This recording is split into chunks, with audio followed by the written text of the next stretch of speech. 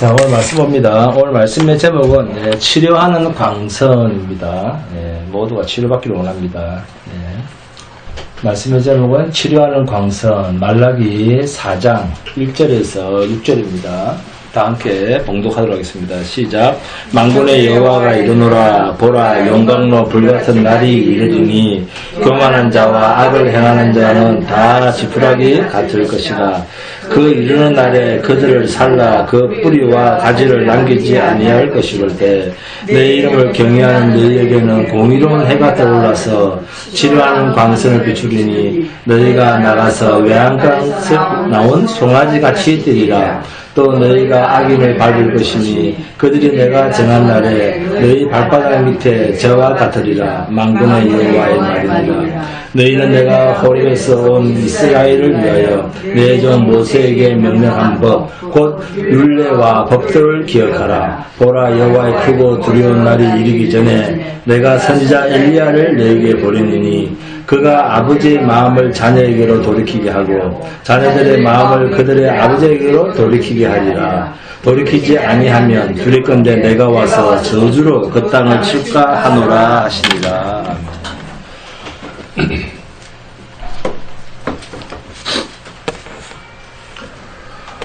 여러분, 창세기를 읽으실 때는 창세기 3장과 4장의 관계를 잘 이해하셔야 됩니다. 3장은 무엇이 등장합니까? 창세기 3장에서는 인류의 타락이 등장을 합니다. 하나님과 관계가 끊어진 인류는 에덴 동산에서 쫓김을 당하죠. 그래서 그 결과 이야기가 4장 이야기입니다. 타락한 인생들이 맞이한 첫 번째 죄의 결과는 뭐였습니까? 네? 형제를 살해하는 살인이었잖아요. 그러죠? 이게 타락한 인생들이 맞이한 첫 번째 죄의 결과였습니다. 형제를 죽이는 일이 생깁니다. 맨 처음에. 그죠? 죄의 결과로. 여러분, 죄는 두 가지 속성이 있습니다. 그것은 답습과 확대입니다. 이것이 죄가 가지는 마력입니다. 가인의 제사와 아벨의 제사는 뭐가 다른가? 가인의 제사는 자기를 경배하는 삶이었습니다. 자기가 주인이 된 삶이었습니다. 자기가 하나님이 된 삶이었습니다. 그리고 아벨의 제사는 하나님을 예배하는 자로서의 삶이었습니다. 그럼 문제는 무엇이냐? 우리는 처음부터 아벨의 자리로 가 있었던 사람이 아니었습니다. 우리는 똑같이 가인에 속하여 가인의 자리에서 가인의 행동을 하고 가인처럼 살았습니다. 그런데 우리는 로마서 9장의 말씀처럼 복중에 쌍둥이가 태어나기도 전에 그들이 태어나기도 전이니까 무슨 선이나 악을 행하기도 전에 미쁘신 이의 뜻에 따라 그러죠. 그죠? 미쁘신 이의 뜻에 따라 야곱은 하나님이 사랑하였고 에서는 하나님이 미워하였다. 그들 태어나기도 전입니다. 이 말씀을 통해 하나님이 우리를 어떻게 무조건적으로 사랑을 하고 무조건적인 선택을 받은 존재인가 하는 감격을 우리가 말씀을 통해서 발견할 수가 있습니다. 다시 성경을 말씀하시기를 가인은 어디에 속하여? 악한 자에 속하여 그럽니다. 그래, 소속의 문제라는 거죠. 처음부터 애당초 영원 전부터 소속의 문제라는 겁니다. 가인은 악한 자에 속하여 라고 그 소속을 말하고 있어요. 가인은 그 죄의 결과로 버려진 존재가 되었습니다. 우리는 원래 가인의 자리에 있었습니다. 하지만 하나님의 그 은혜와 그 사랑이 도대체 무엇이었기에 우리는 아벨의 자리에 와 앉아 있는 것일까요? 가인의 자리에서 아벨의 자리로 갔었다. 이거를 칼빈의 5대 교리 중 하나로 이야기한다면 이게 뭡니까? 제한적 속죄, 불가항력적 은혜입니다. 그죠? 자, 성령은 하나의 길만을 이야기하고 있습니다. 여호수아 20장, 21장을 보시면 가나안 정복 후에 12지파에게 분배를 받은 48개의 성읍 중에 6개의 도피성이 나옵니다. 그 도피성은 하나님께서 부지 중에 살인한 자를 위해서 만들라고 명령하신 것입니다. 이 도피성에는 누가 사느냐 말을 한다면 살인자들이 도피하는 공간입니다. 이 도피성은 어디서든지 하룻길 안에 들어갈 수 있도록 되어 있습니다. 그리고 그 도피성은 어디서든지 잘 찾아갈 수 있도록 이정표가 되어 있었습니다.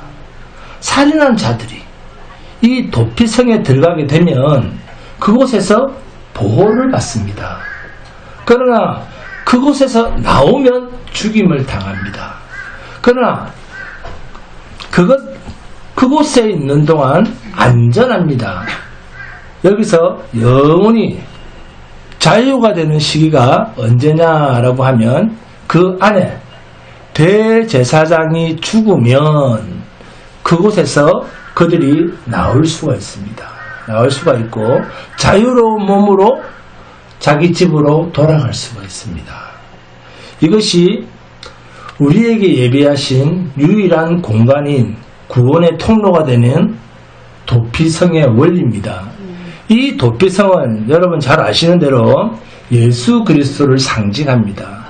하나님은 가인에 속하여 함께 죄를 지은 우리에게 그 유일하신 예수 그리스도의 그 도피성 되시는 은혜를 통해서 우리를 가인의 자리에서 아벨의 자리로 옮겨 놓으셨습니다.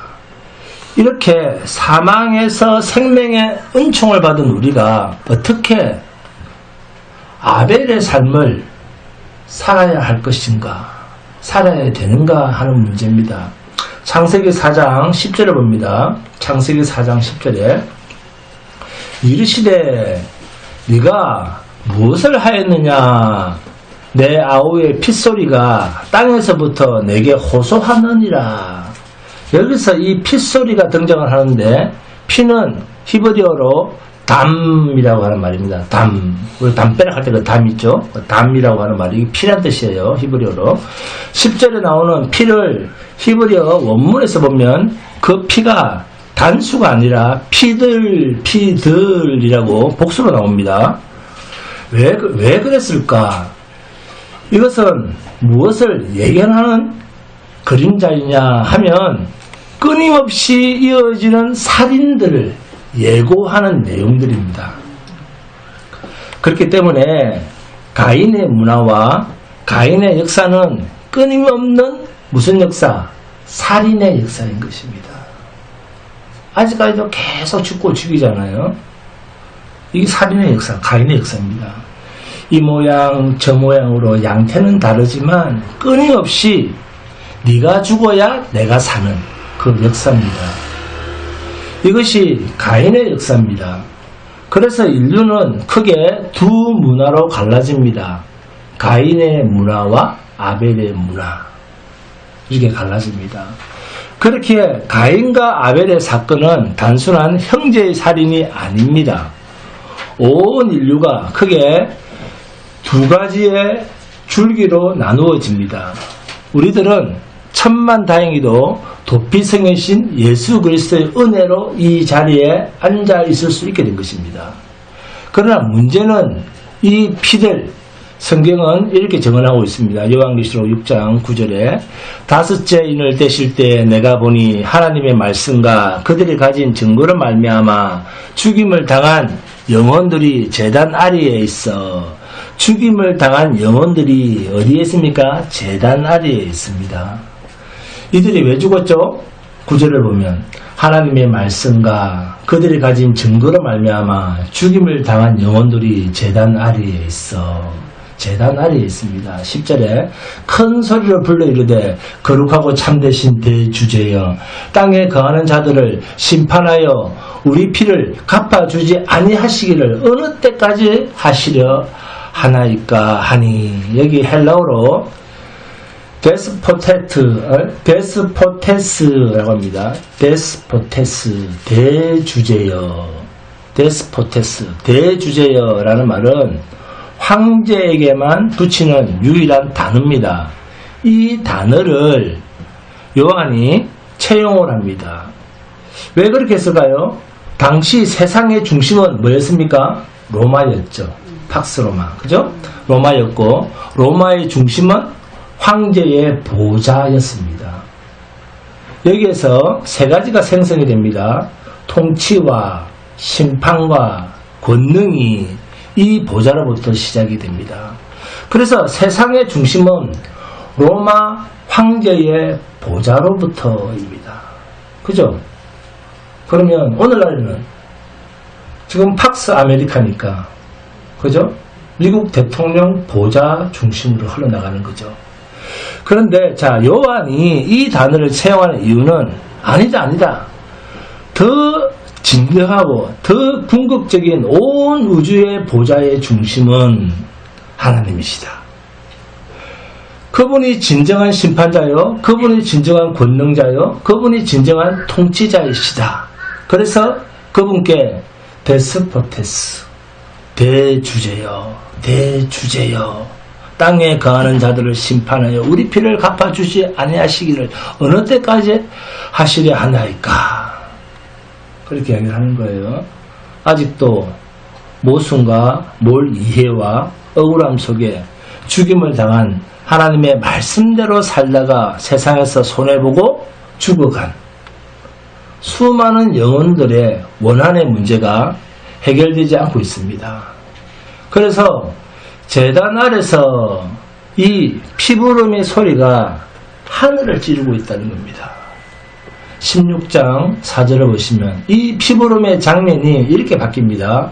셋째 천사가 그 대접을 강과 물 근원에 쏟음에 피가 되더라. 강과 물에 쏟았다는 것은 궁극적이고도 근본적인 심판을 이야기합니다. 여러분, 하나님의 종말적 심판이 이루어질까요? 정말 지금 우리가 아무것도 못 느끼고 있잖아요. 아니면 이루어지지 않을까요? 인류 최후의 심판은 반드시 이루어집니다. 누구를 통해서입니까? 대주제입니다. 예수를 통해서 이루어집니다. 그래서 성경은 말씀하시기를 인자가 올 때에 뭘 보겠느냐? 믿음을 보겠느냐? 이렇게 말씀하시는 것입니다. 그런데 그 시간이 우리에게 구체적인 현실로 다가오기까지는 우리가 같이 가야 할 길이 너무 멀고 길고 험합니다.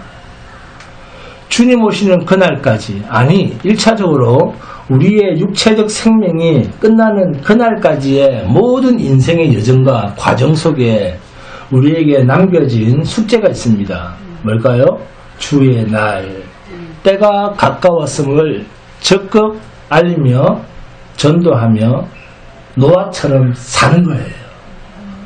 그렇게 우리 유명한 목사님 살고 계시잖아요. 네, 아멘. 여러분, 말라기의 핵심은 바른 예배의 회복, 이렇게 이야기를 하죠. 자, 오늘 말라기 4장 첫 절이, 자 봅니다. 만군의 여호와가 이르노라. 도대체 이 만군의 여호와라고 하는 말은 전쟁 개념이 담긴 표현입니다. 만군, 그죠? 군인이죠, 그죠? 누구랑 싸우며 무엇을 위해 싸우겠다는 말일까요? 만군의 여호와. 지금 하나님께서 무엇인가와 싸우시겠다는 말입니다.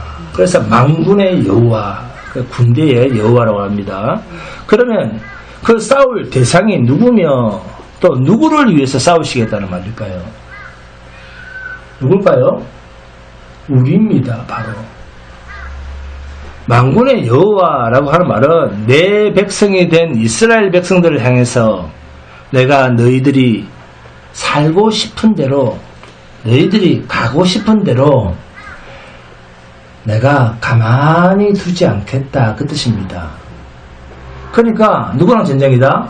우리랑 전쟁이다. 너하고 전쟁이다, 그 말입니다. 만군의 여호와라고 하는 말은 하나님의 사랑이 전제가 된 말입니다. 하나님의 사랑이 없이 하나님이 당신님 안에 사랑도 없이 뭐로 우리랑 전쟁을 하시겠습니까? 예? 관심이 없다면 마음대로 살아라, 이렇게 내버려 두죠. 그래서 제일 무서운 복수가 뭐라고요? 내버려 두는 거. 무관심입니다. 그러든가 말든가. 부부관리도 그러잖아요. 부부관리도 싸우면 무관심해집니다. 네? 그렇지 않습니까? 지금도 하나님은 저와 여러분들을 통해서 전쟁을 하시는 만군의 여호와이십니다. 말라기는 구약 성경의 마지막 장이죠. 그 하나님께서 구약을 닫으시면서 오늘 매우 중요한 이야기를 하시고자 합니다. 자, 여기에 독특한 단어 하나가 등장합니다. 1번에. 자, 1절에 만군의 여호와가 이르노라 보라. 여기 1절에 보라 라고 하는 말은 지금 제가 여러분들에게 말씀드리는 것처럼, 자, 여러분 저 좀 봐주세요. 자, 저 좀 봐주세요. 자, 주먹 저 좀 봐주세요. 그런 뜻이 아닙니다. 예, 이런 개념이 아닙니다. 보라 라고 하는 말은 첫 번째 담겨진 의미가 경각심입니다. 지금 이 무리가 위험한 대로, 잘못된 가치관이 있는 대로 그대로 어디론가 휩쓸려서 가고 있습니다. 그래서 그 사람들에게 주의를 환기시키고 경각심을 일으켜주지 않으면 그냥 그대로 가다가는 다 몰살당하고 죽습니다. 자, 바로 앞이 절벽인데, 예? 여러분의 사랑하는 자녀, 여러분이 정말 사랑하는 그 아들이, 자, 거기가 절벽인 줄도 모르고 어정어정 계속 뛰어간다, 걸어간다고 한다면, 예? 그것은, 자, 그러면 그것을 발견한 부모가 가만히 두겠습니까? 아니면 뭐라고 하겠습니까? 고함을 지르겠죠. 예? 그리고 윤명의사 고함을 질러보세요. 뭐라고 고함 지르겠는데, 야! 하든지 뭐라 할 거 아닙니까? 이름을 부르든지 할 거 아닙니까? 예! 그쪽으로 가면 안 돼! 그러겠죠. 근데 그쪽으로 가면 안 될 텐데, 그러면서, 예? 두 번 다시는 쳐다보지 않는 그런 부모가 있습니까? 없죠. 그런 부모는 없습니다. 자, 말도 안 되는 소리를 지를지언정 말도 안 되는 소리라도 뭔가 소리를 지르게 되어 있습니다. 부모라면, 야, 여길 봐! 하든지, 아니면 그 자리에서 잠깐 멈춰! 즉시 멈춰! 아니면 그 아이가 뒤로 돌아볼 수 있도록 뭔가 소리를 크게 지르게 되어 있습니다. 그런데 자, 여기서 보라라고 하는 말은 시대적 경각심을 일깨워주기 위한 이스라엘 백성들을 돌이키고 환기시키기 위한 하나님의 외침입니다. 보라! 네? 뒤돌아보라는 거예요. 그렇다면 지금부터 하시는 하나님의 말씀은 굉장히 중요하다, 그 말이겠죠. 네? 보라, 그 다음부터 나오는 말이. 그러면 그 이야기가 어떤 이야기인가? 하나님께서는 도대체 무슨 이야기를 하시기를 원하시길래, 보라! 뒤돌아보라! 보라! 네? 정말, 네? 비상에 가까운 고함을 지르면서 말라기를 닫고 계시는가 하는 겁니다. 1절에 보라, 용광로 불같은 날이 이르리니, 무슨 날이 이른다고 하십니까? 용광로 불같은 날이 이른답니다. 이 말은 용광로에 초점이 있는 것이 아니고 용광로 불같은 날에서 불에 초점이 있습니다. 성경 전체에서 불은 항상 뭘 상징합니까? 심판을 상징합니다. 모든 것을 드러내고 깨끗이 하고 분별하는 도구로서 종종 사용되어지는데 이것을 사도 바울이 고린도 교회에 서신을 보낼 때 이런 표현을 합니다. 고린도전서 3장 13절에 보시면 각 사람의 공적이 나타날 터인데 그날이 공적을 밝히리니 이는 불로 나타내고 그 불이 각 사람의 공적이 어떠한 것을 시험할 것임이라. 마지막 심판날에 포항제철처럼 쇠를 녹이고도 남을 그러한 불로 진위를 가리시겠다 그럽니다. 이단들은 이렇게 말합니다. 하나님의 속성상 그런 일은 있지도 않을 것이다. 왜? 하나님은 무슨 하나님? 사랑의 하나님이신데 괜히 하는 이야기지. 이렇게 말하는 이단들이 있습니다. 그러나 아닙니다. 성경은 단호하게 이런 심판날이 있을 것을 이야기를 합니다. 분명히 이야기를 합니다.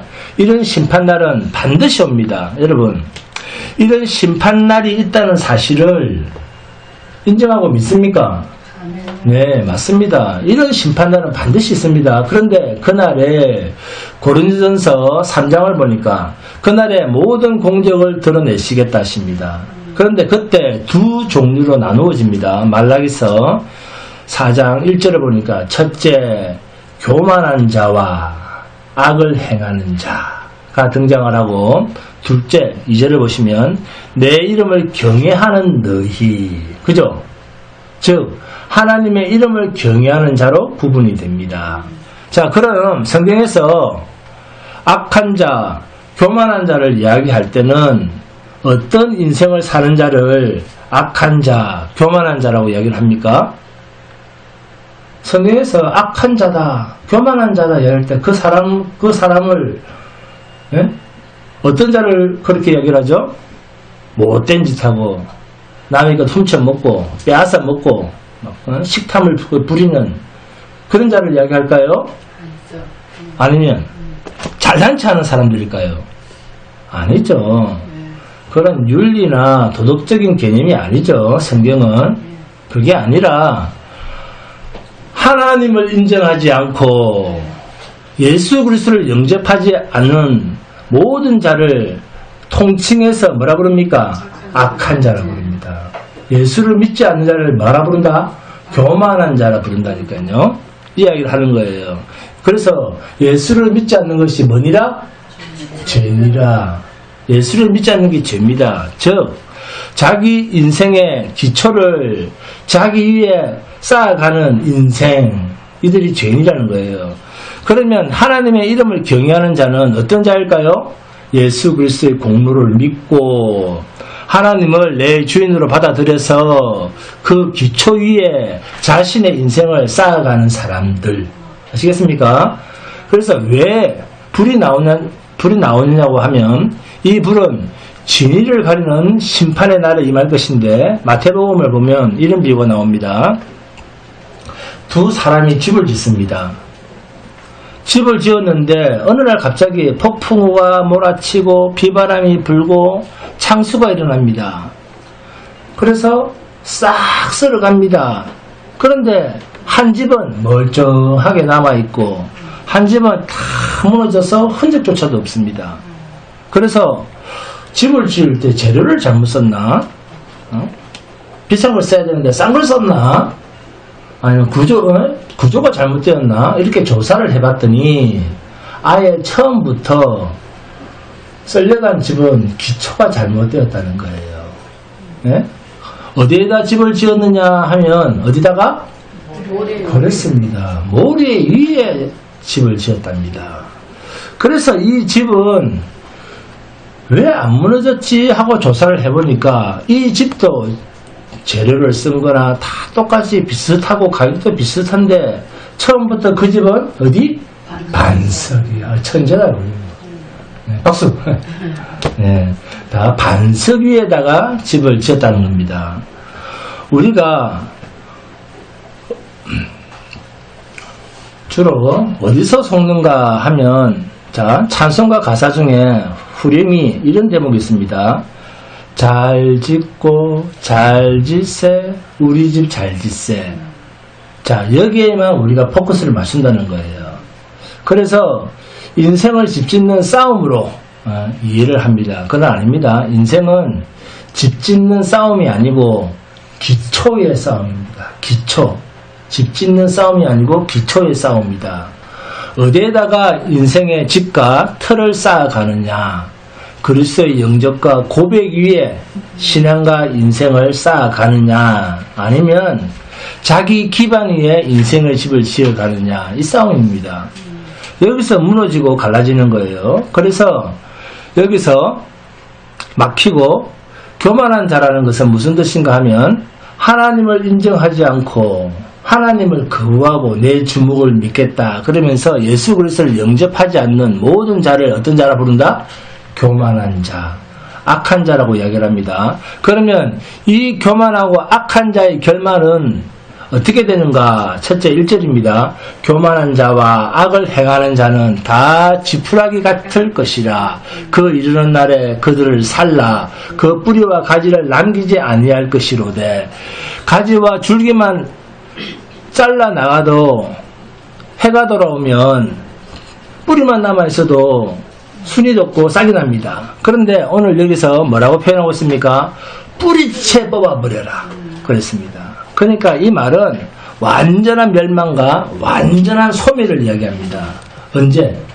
그날이 오면, 심판의 날이 오면. 그런데 이쪽은 이미 우리가 건너온 쪽이기 때문에 신경 쓸 일이 없습니다. 그러면 여호와의 이름을 경외하는 너희, 여호와 이름을 경외하는 자에게 약속된 약속을 보시겠습니다. 말라기서 4장 2절입니다. 내 이름을 경외하는 너희에게는 첫째 뭐가 떠오르죠? 공의로운 해가 떠올라서. 공의로운 해란 뭡니까? 성경에 해라고 하는 말은 자, 시편에서 굉장히 많이 등장을 하는데 시편 84편 11절을 보시면 이런 말씀이 있습니다. 여호와 하나님은 해요 방패이시라. 여호와께서 은혜와 영화를 주시며 정직하게 행하는 자에게 좋은 것을 아끼지 아니할 것임이니이다. 아멘. 첫머리에서 하나님을 뭐라고 묘사하고 있습니까? 해입니다. 해. 해는 굉장히 밝습니다. 그 해에서 뭐가 나오느냐 하면 빛이 나옵니다. 그 빛이 닿는 곳마다 모든 어둠은 다 물러갑니다. 구석구석 꼭꼭 숨은 어둠도 그 햇빛 속에 다 물러가게 되어 있습니다. 여기 공의로운 해라는 것은 하나님을 이야기합니다. 그런데 여기서 한 걸음 더 나아가서 하나님은 왜 자신을 자연의 한 물질로 묘사를 하셨을까요? 여기에는 신기한 원리가 감춰져 있습니다. 계시록에서는 어린 양 예수 그리스도를 달로 묘사하기도 했습니다. 이런 표현들을 통해서 우리가 뭘 깨닫느냐 하면 우주 만물 자연의 질서 속에는 하나님을 유추할 수 있는 많은 메시지를 하나님이 운영하시는 자연의 질서 속에 많이 감춰 놓으시고 그걸 서서히 드러나게 하셨습니다. 자, 여러분은 구름을 보시면 무슨 생각을 하십니까? 아름다운 꽃을 보면 하나님이 지으셨구나. 아름다운 그 모습은 이렇게 자연이 아름답다는 것은 하나님 아니면 할 수가 없다. 이런 감동들을 우리가 느끼잖아요. 자, 그러면 머리를 들어서 하늘을 쳐다봤는데 정말 하늘에 아름다운 구름이 있어요. 여러분이 초원에 누워있고 하늘을 쳐다봤습니다. 상상하세요. 여러분이 초원에 누워있고 하늘을 쳐다보는데 뭉게구름이 떠다니고 있습니다. 자, 그 뭉게구름을 보고 우리 주양기 자매님 무슨 생각을 하시겠어요? 예쁘다. 아, 예쁘다. 그 다음에 우리 그 생미 권사님, 구름. 우리가 옛날에 한번 나눈 적이 있는 것 같은데, 옛날 일을 기억하면서. 우리 김지석 권사님은 구름 하면, 우리 김혜원 주사님 구름 하면 떠오르는 뭡니까? 네. 비가 오겠구나. 자, 2013년 7월에 지은 저의 구름이라고 하는 제가 편집한 거예요. 편집한 시 한 편을 읽어드리겠습니다. 하늘을 바라본다. 지금은 수평선까지 내려온 구름. 하루 종일 풀밭에 누워 하늘을 본다. 어디에나 하늘은 있지만 여기까지 내려온 구름은 다르다. 천국 영광의 의협품을 바라는 저 구름, 내가 투자하고 싶은 부동산은 바로 저거였다. 정말 목사다운 시죠. 네. 이제 공인중개사, 네. 중개사를 만나야지. 논밭 팔아 인생 다 팔아서 구름 샀는데 지금 팔면 얼마나 나가는지 물어봐야지. 네? 별로 감동을 안 하는 것 같아요. 네. 저는 인생을 팔아서 구름을 샀어요. 네. 지금쯤 여러분이 산 구름은 얼마나 나을 것 같습니까? 신원현 권사님. 네? 그리고 빛을 생각해 보십시오. 그렇게 칠흑 같은 어둠인데도 조그만 빛 하나만 들어와도 그 빛이 닿는 곳이, 조그만 빛이 들어오면 그 빛이 닿는 곳이면 그곳은 다 드러나게 되어 있습니다. 공의로운 해라는 것은 하나님의 해같이 빛나는 모습 속에서 드러나지 않을 죄는 없다. 네?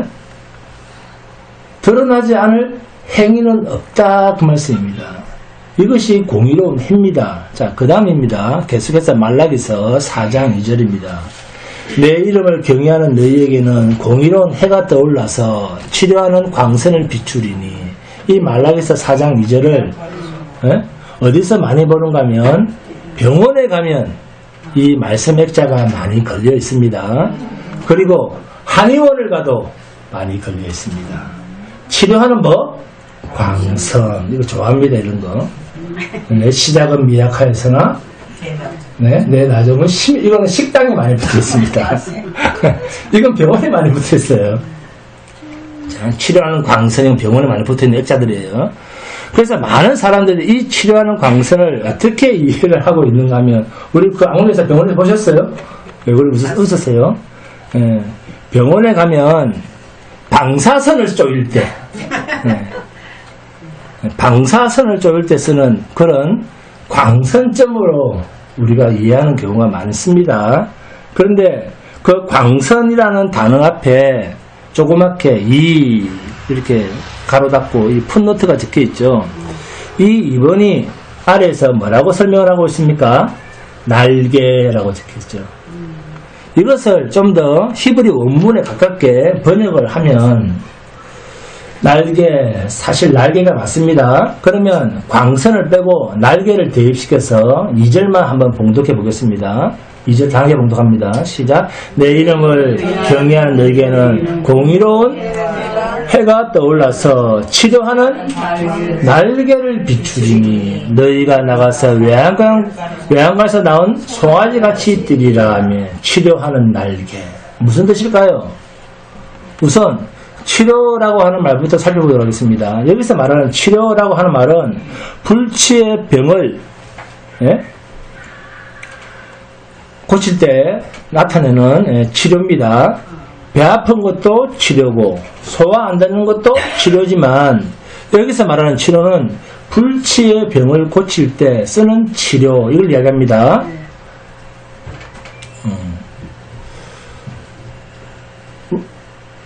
자, 우리 모두가 불치의 병에 걸린 적이 있죠. 인간이라면 피할 수가 없었던, 그래서 누구나 맞이할 수밖에 없었던 운명 같은 불치의 병. 우리는 이 불치의 병을 다 가지고 있습니다. 이게 뭘까요? 그렇습니다. 죽음이라고 하는 병이에요. 죽음이라고 하는 병입니다. 인류는 지금도 끊임없이 이 죽음의 문제를 해결하기 위해서 애쓰고 노력하고 있습니다. 모든 인류의 문제는 이 죽음이라고 하는 불치의 병에 걸려있는 것을 해결하려고 노력한다는 거예요. 예수를 믿기 전에는 우리도 걸렸던 병이었습니다.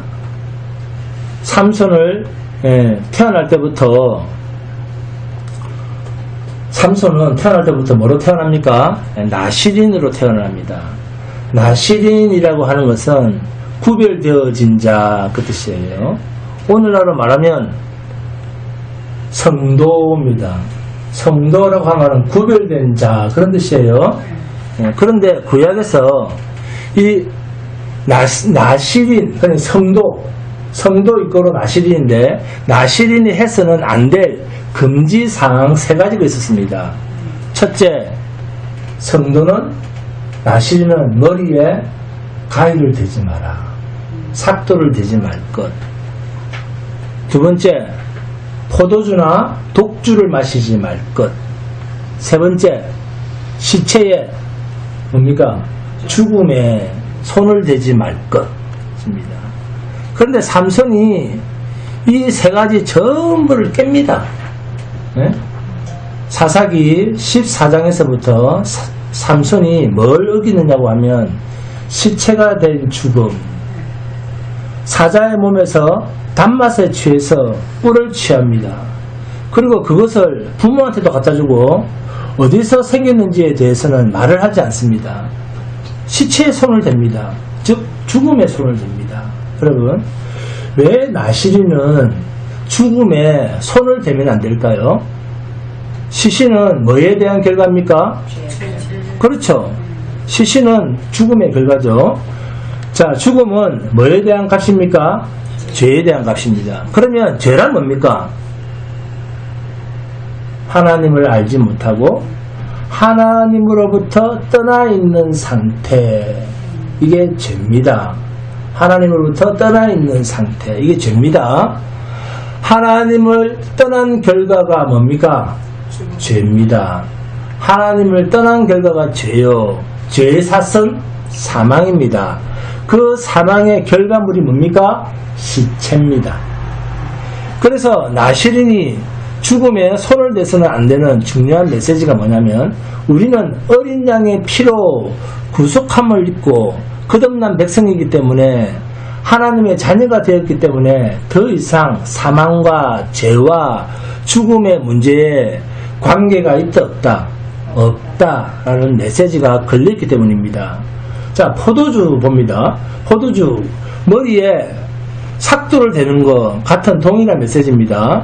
오늘 말라기에서 치료하는 이라는 말은 우리가 그렇게 불치의 병에 걸려 있었습니다. 그런데 지금은 어린 양의 보혈로 고침을 받았는데 그게 날개와 무슨 상관이 있을까요? 출애굽기 19장 4절을 보시면 이렇게 말씀하고 있습니다. 출애굽기 19장 4절 봅니다. 내가 애굽 사람에게 어떻게 행하였은가? 내가 어떻게 독수리 날개로 너희를 업어 내게로 인도하였음을 너희가 보았느니라. 그렇습니다. 우리는 애굽에서 노예살이 속에서 죽음의 시간이 정해진 채 죽음의 시계를 차고 착각 예? 죽음의 시간을 기다리면서 죽음의 시간이 주는 밥을 먹고 시키는 일만 해야 되는 철저히 어둠의 권세 잡힌 자들의 사망의 왕노릇하는 사망의 막임대에서 일하는 하수인들이었습니다. 그래서 우리는 사실 전부 살아가고 있다라고는 하고 있지만 사실 우리는 죽어가고 있습니다. 우리는 살아가고 있다 이야기를 하는데 사실은 죽어가고 있습니다. 그런데 하나님께서 그런 우리를 구원하시기 위해서 애굽 땅에다가 10가지 재앙을 풀어놓습니다. 네? 완고한 바로가 고집을 꺾지 않으니까 마지막 10번째 재앙이 무슨 재앙이었습니까? 그렇죠. 장자를 치는 재앙이었습니다. 자, 첫 것을 치는 재앙이었습니다. 성경에서 첫 것은 무엇을 의미합니까? 전부를 의미합니다. 대표성을 가진다 그 뜻입니다. 그러니까 애굽의 장자를 죽였다는 것은 결국 무슨 의미란 말입니까? 애굽 전체를 심판했다 그 말입니다. 그래서 온 애굽의 그 슬픈 애곡의 소리가 막 눈물의 소리가 넘쳤습니다. 부르짖으며 통곡하는 슬픈 애곡의 소리가 있었습니다. 이것이 이 세상이 맞이할 종말의 그림입니다. 그런데 고센지역에 모여 살던 히브리 노예들에게만은 문설주의 어린 양의 피를 바르게 했습니다. 그리고 그 피가 발라진 집만은 그 심판의 그림자가 넘어갔습니다. 6월했죠. 그죠? 죽음이 지나갔습니다. 그래서 그날을 기념하여 6월절을 만들었는데 영어로 뭡니까? 6월절? 패스오버. 그죠? 패스오버라고 합니다. 죽음이 넘어갔다. 심판이 면하여졌다. 그래서 그날을 6월절이라고 합니다. 어린 양의 피로 우리는 그렇게 구속함을 입었습니다. 그런데 출애굽기 19장 4절을 보시면 내가 애굽 사람에게 어떻게 행하였은가? 내가 어떻게 독수리 뭐로요? 날개로 너희를 업어 내게로 인도하였음을 너희가 보았느니라. 여기에 날개가 등장을 합니다. 하나님이 우리를 업고 건넜다. 그 말입니다. 자, 무슨 말인지 이해가 되십니까? 하나님이 자신의 보호하심과 인도하심을 뭘로 묘사를 하고 있습니까? 날개로 모사를 하고 있습니다. 그래서 성경은 온통 이 날개가 보호와 인도를 상징하는 대명사로 등장을 합니다. 날개는 보호와 인도라고 하는 뜻이 있습니다. 닭이 노란 그린 어린 병아리를 보호하는 장면 보신 적 있잖아요. 위기가 찾아오면 감쪽같이 그 어린 병아리 4마리, 5마리 그 정도는 금방 어미닭의 날개 안으로 후딱 덮어버립니다. 보신 적 없으세요? 있죠? 네. 닭먹이 보셨죠? 그래서 하나님이 우리를 보호하신다는 개념에는 그런 날개라는 개념을 사용하시는 거예요. 그래서 기가 막힌 것은 우리가 제일 못하고 안 되는 게 뭡니까? 그런데 우리가 제일 못하고 제일 안 하고 안 되는 게 있죠. 그 날개 밑으로 보호받는 것을 제일 못한다는 거예요. 죽이 되든 밥이 되든 내 인생 내 마음대로 살겠습니다. 그렇게 간다는 거죠. 그 날개 밑으로 안 들어간다는 거죠. 왜 그런 말을 할까요? 왜? 죽이 되든 밥이 되든 내 인생 내 마음대로 합니다. 왜 그런 말을 할까요? 아직도 자기 고집이 남아있기 때문에, 내 옛날 애굽에 살던 습성이 남아있기 때문에, 하나님의 날개 밑이 얼마나 안전한가 하는 것을 모른다는 거예요. 찬송가 419장에 보시면 이런 가사가 있습니다. 주 날개 밑 내가 편안히 쉬네. 밤 깊고 비바람 불어쳐도 아버지께서 날 지켜주시니 거기서 편안히 쉬리로다.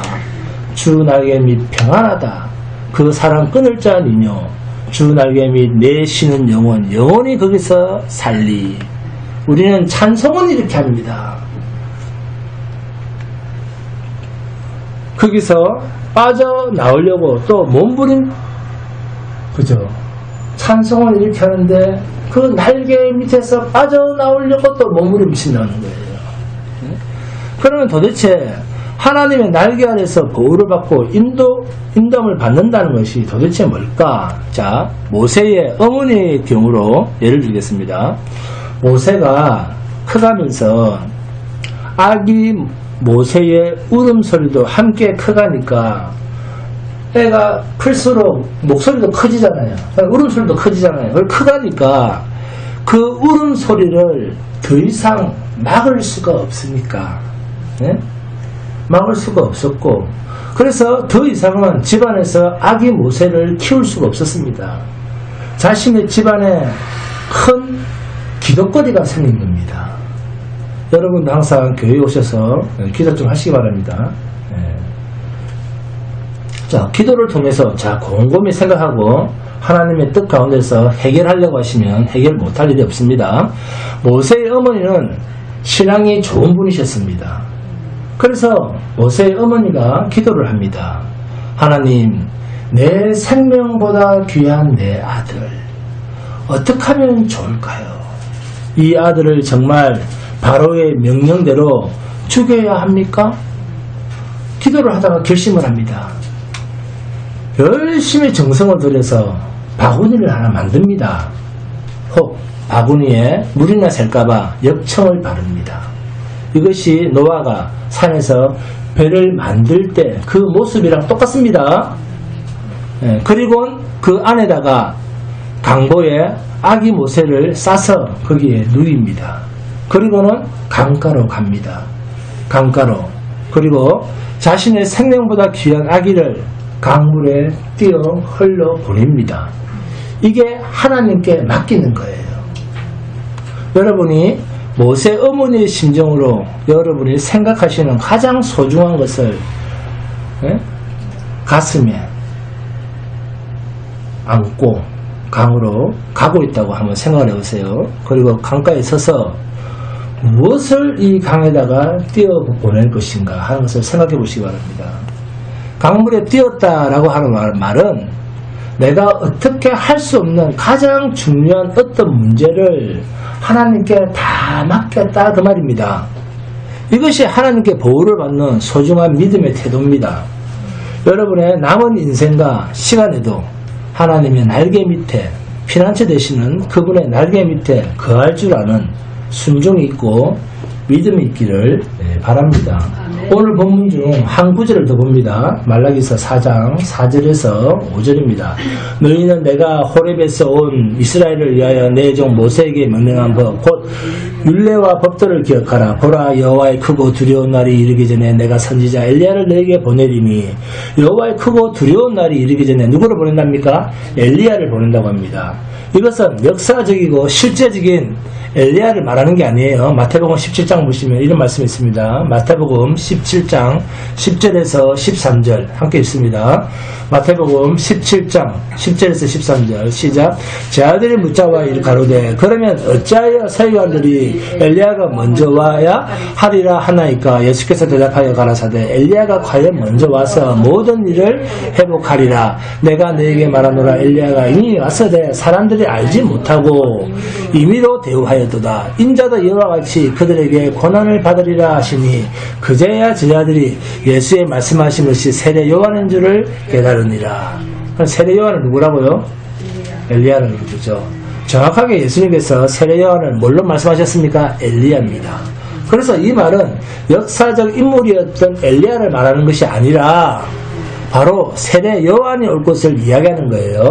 세례 요한은 예수님의 먼 친척으로서 6개월 먼저 예수님 먼저 태어난 사람입니다. 그리고 그분이 오셔서 하신 직임이 뭡니까? 뭡니까? 책망하는 거였죠. 와서 세례 요한이 와서 한 말은 다 자기 백성을 책망하는 말만 했어요. 책망과 가르침, 경고 그리고 예언이었습니다. 이것이 허감의 시대를 살았던 엘리야가 행했던 직임과 똑같았기 때문에 엘리야가 와야 된다라고 암시를 한 것입니다. 하나님의 공의로운 해가 떠오르게 하여 주시옵소서. 독생자 아들 예수 메시아 우리의 구원자를 속히 보내어 주시옵소서. 그 하나님의 날개 아래에 주한교회와 한국교회가 들어가게 하여 주시옵소서. 돈의 실력과 돈의 크기와 실력으로 교회를 평가하는 시대는 이제 끝나게 하여 주시옵소서. 하나님의 말씀으로만 통치되는 교회, 오직 성경으로만 날개가 되는 교회, 그래야 공의로운 해, 예수 그리스도의 진리이신 말씀의 기능이 회복되는 교회가 되게 하셔서 이 어둠과 같은 세상 앞에 교회가 다시 한 번 더 발언권을 회복하고 세상에 빛이 되는 교회와 성도가 되게 하여 주시옵소서. 이 소원이 주 함께 속한 모든 권속들에게 새롭게 회복되고 삶 속에서도 말씀을 따라가고 성경을 따라가는 순종이 있게 하시고 매일매일 말씀으로 교회와 성도가 새로워질 수 있기를 구주 예수 그리스도 이름으로 축원드립니다. 항상 찬송합니다. 찬송가